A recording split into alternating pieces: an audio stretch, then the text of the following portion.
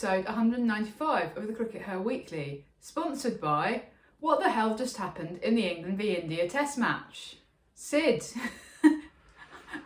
So well, I'll just summarise, shall I? England were terrible, India completely outplayed them, India won by 347 runs. It's the biggest defeat ever by runs in a women's test in history. And over to you, Sid, to explain what just happened over the last 2.5 days, because it was weird.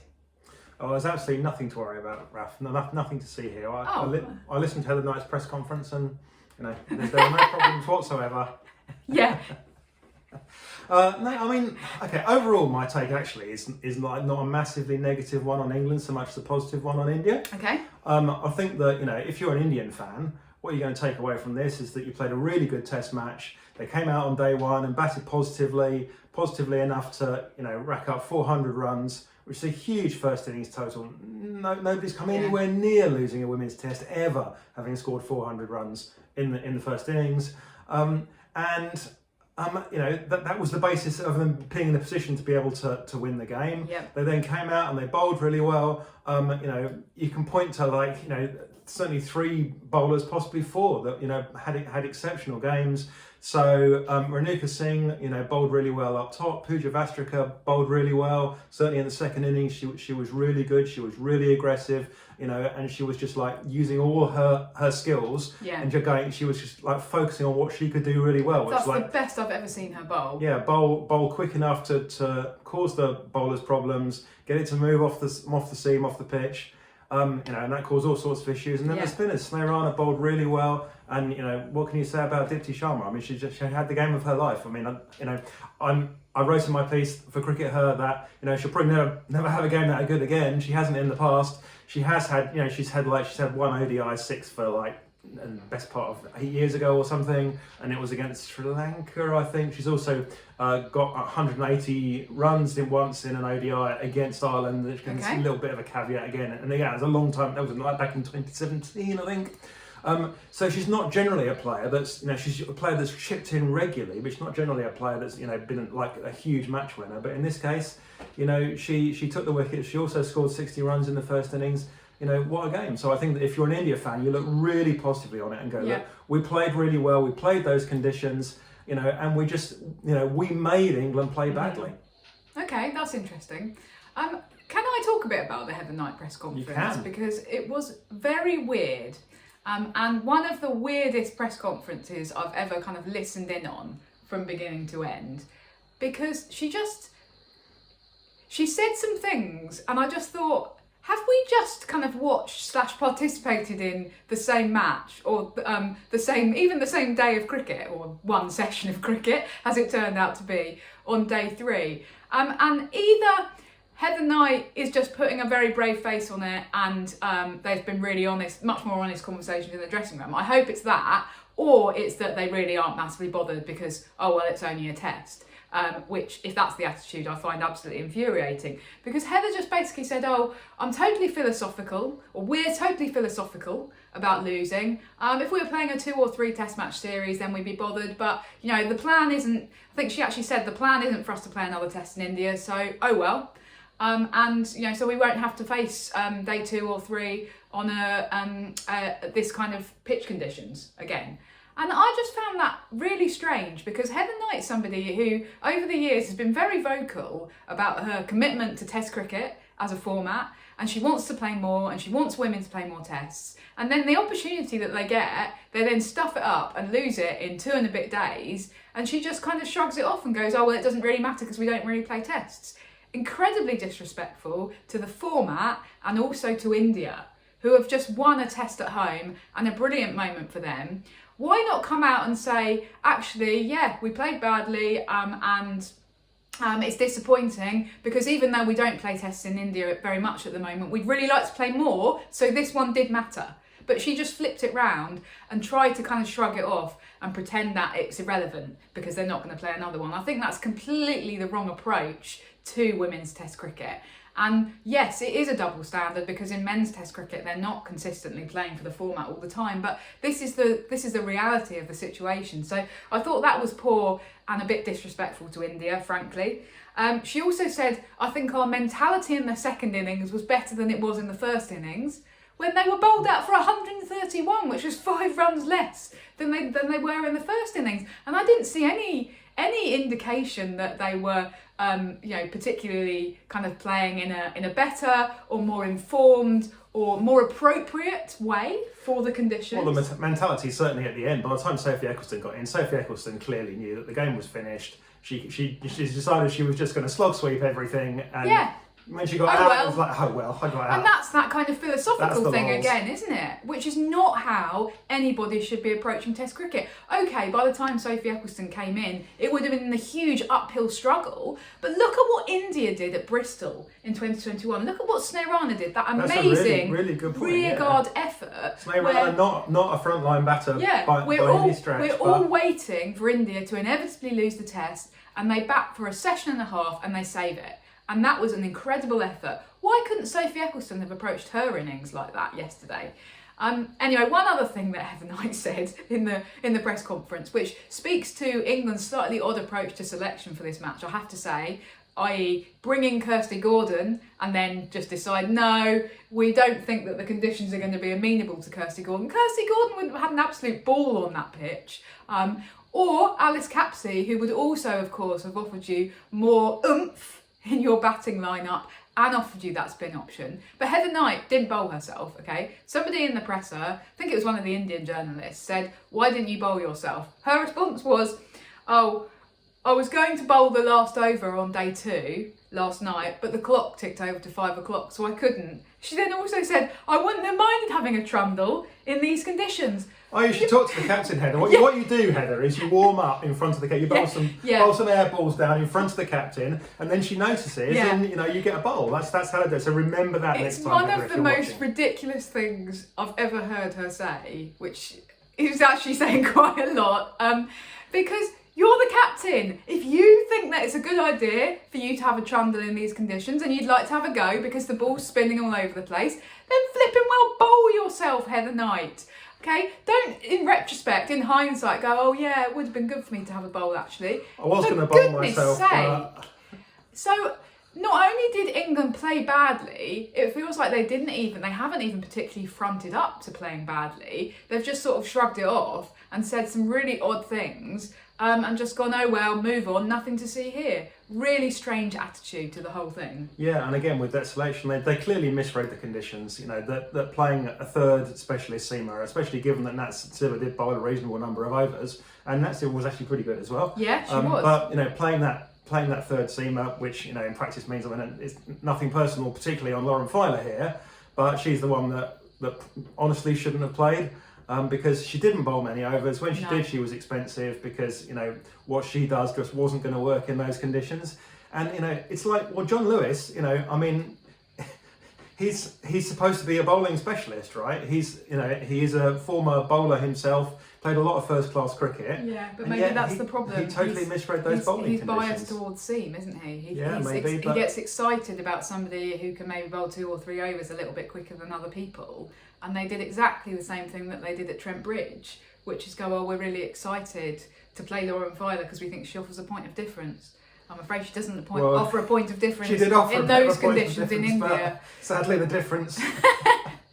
So some strange things going on. The other thing that I thought was strange, and is probably something if we're thinking about lessons learned, is don't open the batting in a test with somebody who's desperately out of form in white ball cricket, because changing the colour of the ball does not suddenly make them have a better, be able to bat better. Yeah, and if you genuinely think that Sophia Dunkley is not desperately out of form, then it's like, well, I'm sorry, but you shouldn't be managing the England cricket team under those circumstances, because everybody else on the entire planet Because I mean, she can clearly look in the mirror herself because you can see it in her face. And she understands. She needs to confront that, and they need to actually have an honest conversation with her. What's going wrong? To some extent, in the way that I feel they have done with Izzy Wong, actually, a bit late after a really embarrassing thing that happened against Sri Lanka. But they have actually gone, no, we think you need a little bit of time away to work on your game and be honest about what's gone wrong. Well, there is a little bit of parallel, isn't there? Because apparently they've messed around with Dunks' grip. Yes. And then she's totally lost she's it. struggling. Yeah. That's a parallel with Izzy Wong, right? People messed around with her action, and she lost it. But it wasn't England, Sid. It was all of those contrary voices in the 100 and regional cricket. I think you'll find. Anyway, Heather Knight, I think I actually tweeted this. Heather Knight said, "Oh, well, we didn't really have very many options because nobody's opened the batting in a test." And I'm sat there going, Heather, you did it yourself for 5 tests. You're the greatest moment of your career. You've got quite a lot of experience. The World Cup win, her 100 at Wormsley. 150 at Wormsley. You know, that's her career-defining innings. Yeah. So that was a bit odd. So I actually felt like almost the right thing to do as captain when Emma Lamb gets knocked out, not literally, when Emma Lamb gets kind of ruled out of contention, is to go, okay, I'll front up and I'll do it myself. I'll open the batting. Anyway, so that was a bit weird. Are there any other lessons that you think England can kind of take away from the test, Sid? I thought that Lauren Bell did okay. Under the circumstances. Definitely. Yeah, that's a real positive, isn't it? I think that she's a player that's definitely got. She's always had the ability to bowl very good balls, and we haven't actually seen that too much in international arena and over the past couple of years as she's made her international debut and become a regular in the side. I mean, she did bowl a handful of brilliant balls which got the rewards. And she was reasonably consistent. The problem with Lauren Bell for a long time was that she was able to bowl a brilliant ball, but she was also able to bowl several bad balls, and the ratio was kind of way out of whack. Yeah. Whereas we didn't see that on this occasion. That she was pretty consistent, and she stood up, and she was probably the biggest positive from an England perspective. Definitely. And maybe looking back at the entire tour, that's possibly the biggest positive of the entire tour, because there aren't really a lot of other positives to take home from this tour, are there? Heather Knight again, Sid, would very much beg to differ there.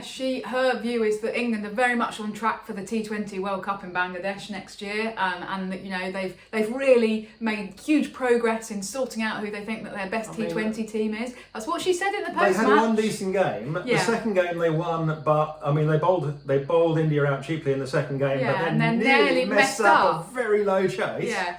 And the third game, they were trash. The third game all out for, 126 or something. I mean, we've got a question that came in from Anne Glossop actually on this, which says, how can England address their obvious weakness v spin in order to be successful in the T20 and the 50 over World Cups, which are going to be played in similar conditions in Bangladesh and then back in India? Yeah, that's an interesting question. And we were chatting to Phoebe Graham, who was on comms with us on TalkSport. Yeah, we did a whole load of commentary on TalkSport, didn't we? So the whole 2 hours of commentary. 2 days of commentary, which actually only turned into 2 hours. Yeah. Anyway, I was chatting to Phoebe Graham, and she was saying, and she's obviously someone that's kind of in the thick of this. Yeah. And she was saying that it's not just about facing spin. She was about facing different kinds of spin. And what the Indians are delivering much more is sort of slower, loopier kind of spin, and we just don't have that in the English game. I've actually got a bit of a personal anecdote here, from my own son. Obviously, he's not a female cricketer, but what's significant, I think, is that he was a loopy spinner at school. He'd watched quite a lot of Holly Colvin, because I dragged him around women's cricket matches. So bowling kind of that kind of style. And he was also, he's quite tall now, but he's shot up in his last few years of growth, but he was quite short compared to his colleagues. So he bowled this sort of loopy spin. And he kept being told, no, you can't bowl like that. That's not right. That's not how you bowl in cricket. That's wrong bowling. And not only was he told it was wrong, which he understood that it wasn't because he'd seen Holly bowl similarly. Yeah. But the nets they had at school, which were totally standard, normal cricket nets that presumably the school had bought off the shelf, had a roof. That meant that those nets, you couldn't bowl loopy spin. The nets actually prevented anybody, the boys' team, the girls' team, whoever, from bowling loopy spinners because you couldn't bowl them in the nets because they kept hitting the roof. So, if that's the kind of environment we're bringing up, generations of where we're not creating any loopy spinners, which first of all is just a loss, because why not have something different in the game? Anything that there's any points of difference are good. If someone can execute that well, then that's really brilliant. But it means that, we are seeing that a very particular kind of spin, which is quicker bowling, flatter bowling, and when we come to face the Indian style spinners who are holding off the pace a lot more and bowling a more loopy type of delivery and going much more above the eye line, we can't cope with it. So it's not just about this facing spin, it's about different kinds of spin, and we wind up in a bit of a pickle here. That's really interesting, Sid. Hopefully there are some English coaches watching who can maybe try and sort this out and address this in our pathway system, because it's a real structural weakness, isn't it? Yeah, and there are other potential structural weaknesses in the pathway as well. It was interesting. Nikki Chowdhury mentioned this on the Storylines podcast, and she also tweeted about it. For years and years, one of the big problems in the English pathway system was that coaches brought you up. And this is the kind of coaches that were teaching, like people like Lottie when they were juniors. Yeah. They brought you up to go, your wicket is the most valuable thing you have. Protect your wicket at all costs. Absolutely. If you get out, we will have a go at you. So you don't if attack. you just stay there, and it doesn't matter if they score runs, just stay there, then you'll get praise from your coach. Yeah. So you brought up a whole generation of people that valued their wicket above all, and that meant those people struggled at 2020 cricket. What Nikki Chowdhury is saying is that we've now seemed to have completely flipped that on its head, and we've now got an entire generation who go, well, what's really important is that when you're 13, you can smash the ball out of the ground. And there's some big problems with that. One of them that occurs to me is that 13 is a really odd age to be kind of picking out people, because it's an age when some people have gone through puberty already, some people have had growth spurts, other people haven't. There's some big disparities in where people are at in their physical development. So being able to smash the ball out of the ground when you're 13 is not really an indication of anything that you're likely to be able to do when you're 18, 19. But even if it is, if we take those people and we just put them into the England team, it's fantastic. I mean, I was cheering for Freya Kemp when at age 17 she smashed a six from the centre at Hove into the sixth row of the Shark stand. Yeah. It was amazing. I'd never seen anybody in the women's game be able to do that, let alone a 17-year-old. But we're bringing up an entire generation that can only do that. Yeah. They have no technique. They have no ability to defend. Their idea of a defensive shot is you just don't really play a shot. You sort of go on the back foot and slightly prod at it. Well, can I say, I think one of the difficulties is that everyone is brought up in an environment where the only thing that's played is white ball cricket, right? And the way to get into the England team is to be good at white ball cricket. Nobody gets into the England team because they're seen to be somebody who's going to be able to carefully and patiently construct a test innings. Now, what India did well was to get that balance between attack and defence right, but what the England batters did was just go on the attack all the time, quite unnecessarily. And it's like we've talked about John Ball and this sort of philosophical approach. It's like that there's no other way to play cricket, and actually that speaks to the problem with having no red ball domestic multi-day cricket, right? Because there's nothing for people to nowhere for them to develop those skills. Yeah, exactly. Are we being unfair on the girls? Because obviously, the boys, we don't expect the boys to be able to play, 2020. England's 2020 team is virtually, 11 different players to their test team. Well, that's the other issue. Are we issue, being unfair isn't on it? the girls when we say to the boys, we've got basically two different sets of skills, whereas the girls, we're expecting them to... Yeah, I mean, I think it's a good question. I think it's been amplified on this occasion because usually with the Ashes, they get a period of adjustment for the test, and they get at least kind of a week or 10 days. It's usually been at a minimum to adjust to the red ball game. They usually play a warm-up against the A team exactly. of the other side. And on this occasion, that wasn't actually possible. So I think it will be really interesting to see, because actually thinking about Australia, who are about to play a test against India in India for the first time in like 3 decades. It's ridiculous. But they're actually there already, and they've been doing red ball practice, and they're starting off with the test. And so they're going to probably be in a much better mindset and ability to be able to play that. Well, India have had a chance to warm up against a junior side as well. Yeah, exactly. Well, I was actually asked on TalkSport yesterday, do you think India are now favourites against Australia? And I said, yes, I think they are, because the amount of confidence they will take from having absolutely thrashed England in this format is just going to be huge. So instead of there being that concern about them being tired, no, they've got an extra day and a half's rest, and they've actually got some recent competitive, semi-competitive red ball cricket under their belts. So Should be I a think brilliant that, game. yeah, I'm looking forward to watching it. Apparently absolutely. we'll be able to watch it here in England. It's fantastic. going to be on TNT, which we've already shelled out for this month, Raf. So Okay, great. looking forward to getting on 4 in the morning again? No, but at least I won't have to be trying to sound coherent and then be also then trying to sound coherent in front of a classroom of students. Anyway, that's by the by.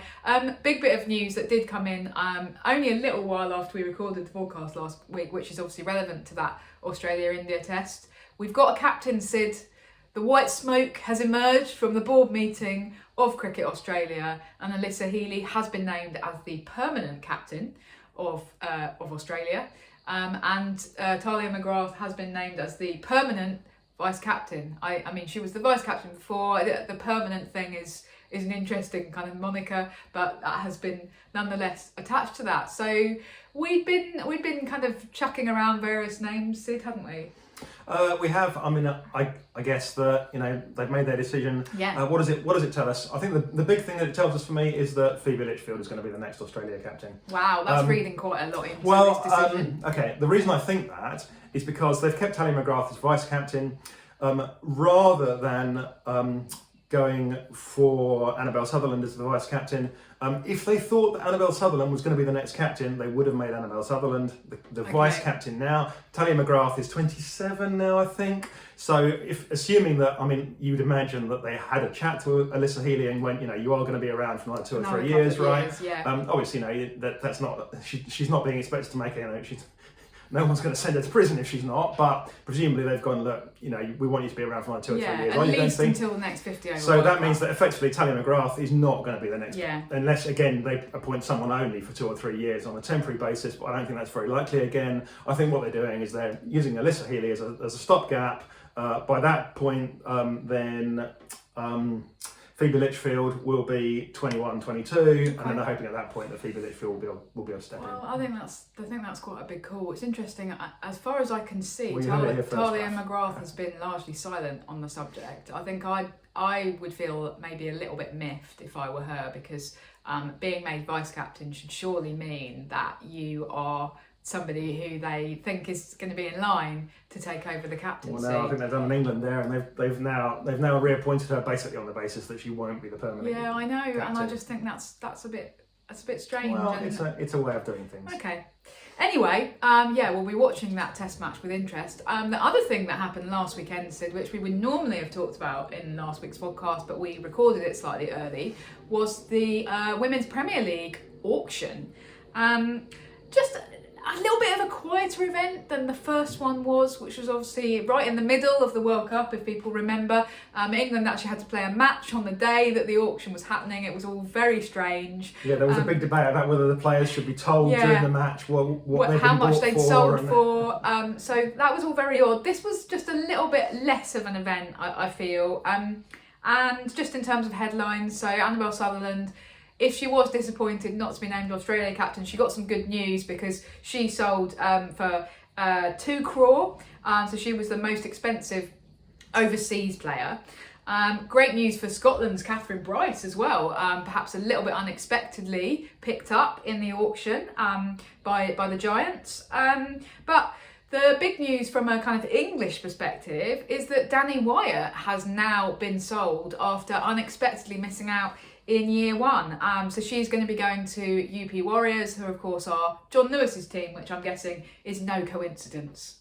Good news for her. She was always going to be in pole position because, of course, the big problem for anybody in this second auction is that if you've been retained, then you've been retained, all well and good. If you've been let go, then you've kind of already failed. Yeah.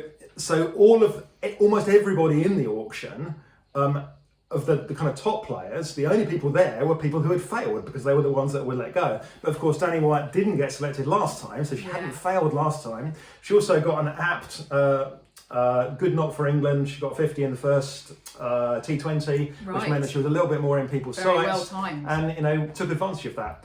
So good for her. The other thing that was noted was for me was as Charlotte Edwards pointed out, Jamari Atapatu didn't sell. Didn't sell. Charlotte Edwards herself said, "I don't understand why she didn't sell," having not bid for Jamari Atapatu. So Charlotte Edwards is like, yeah, I don't understand why Jamari Atapatu didn't sell. I didn't want her. But somebody else should have bought her. Yeah, that was a bit of a strange one, wasn't it? But I mean, yeah, it's really sucky for her, isn't it? And an odd decision, to be honest. Yeah, I mean, we've talked before about how the game, even at that top level, is very cliquey. And sometimes talk to people playing in clubs, and they say, "Oh, I went to a club and it was very cliquey," and there are many clubs that aren't cliquey. But we do sometimes talk to people and they say, "Well, I go to clubs and it is cliquey." I'm afraid that remains the case all the way through the game. Yeah. Anyway, WPL next year we'll be watching, of course, but lots of cricket to take place before then. So thanks for tuning in. We'll see you in a week's time when it will be on the verge of Christmas and we'll be very excited. Bye for now. Bye.